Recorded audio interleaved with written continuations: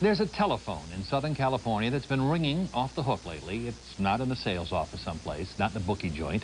It's just a phone booth in the middle of the Mojave Desert. I mean the middle. NBC's Roger O'Neill. It's one of Earth's few quiet places left. The solitude of the Mojave. A desert escape from noise. Oh, for crying out loud. Charlie, can you get the phone? Mojave phone booth. Charlie speaking. Okay, it was the loneliest phone booth on the planet. Past the wild mules, 14 miles down a row of telephone poles, a four-wheel drive, and directions to find this pitiful, bullet-ridden example of a phone booth, ringing incessantly.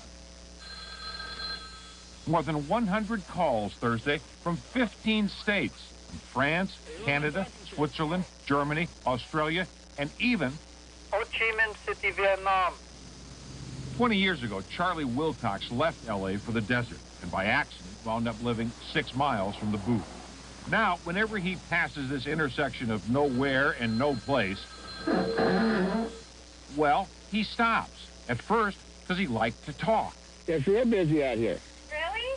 And now, he's a celebrity. Callers ask for Charlie. Charlie, how are you doing today?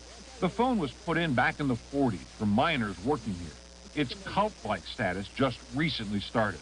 A man whose hobby is calling phone booths put the number on the web, 760-733-9969. Someone else outlined the number in stone with an arrow, so airline travelers or others could see it.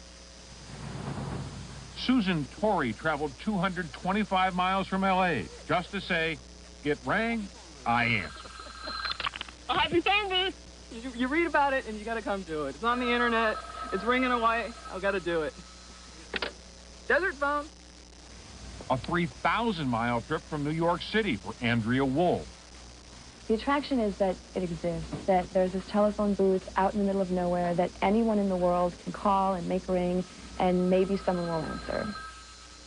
Two themes dominate. Excuse me. Hello, could you call back? We're a little bit busy right now. Just about all of the calls to the desert phone booth. First, hello, yep, bye-bye. The surprise and utter delight that anyone would answer, hello, yep, okay, this phone, and then, what's it like in the desert? Yeah. Got a beautiful day out here today. The desert phone connects the internet superhighway with the road less traveled. Is anyone listening? Okay, well, thank you for calling the phone booth.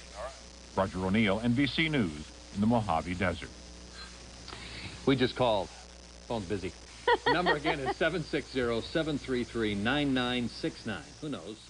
Luring the non-sports fan. Trixie. Right. Trixie went in. Okay. And then you go right to the file from a dog act. Right, Okay. which is pretty much following a dog act. And a dog act to the hunt dog house. Thank you. Good From the night. file, beginning this week, the Georgia Department of Corrections has been running a virtual reality website that allows you to become virtual prisoner at the largest state prison.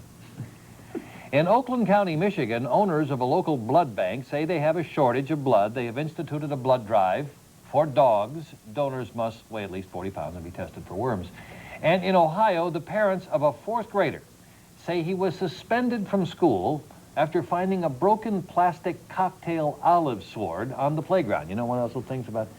The school says he threatened another kid with a toothpick. That's Night Beat for tonight. Have a good night, everybody. See you tomorrow.